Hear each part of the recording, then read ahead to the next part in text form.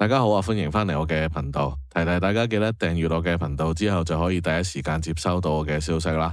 今日就揀咗第二場同大家研究下4班1200米嘅賽事，預計會擺前面嘅馬有北地烈馬同埋佳運發，步速預計係正常嘅，狀態比較差嘅馬有2、3、4、6、9、12，咁可以畫晒佢先啦。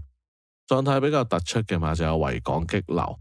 咁留意翻7號佳運發呢就有缺貨嘅，大家就可以喺畫正嘅馬入邊揀自己嘅心水啦。咁我都揀咗我嘅心水俾大家參考下。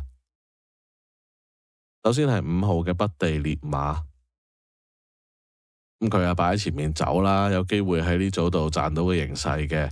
上場喺沙田捱唔住跑第4，今次翻嚟谷草呢，俾佢放到就唔出奇嘅。咁睇下葉楚河可唔可以靠呢隻嘢翻場啦。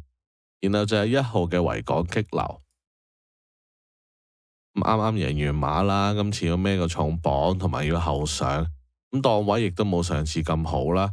但其實呢組就冇乜馬揀嘅，咁相信佢仍然會跑得近啦，咁拖埋佢啦。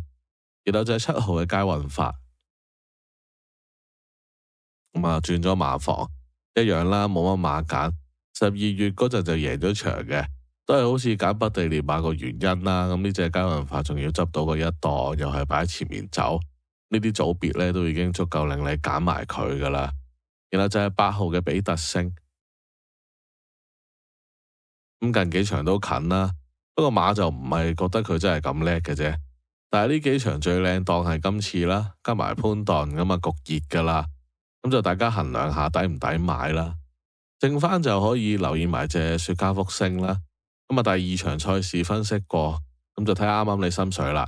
如果想知道我臨場收到咩消息到咩馬嘅朋友，就可以加入我呼風喚雨嘅群組啦。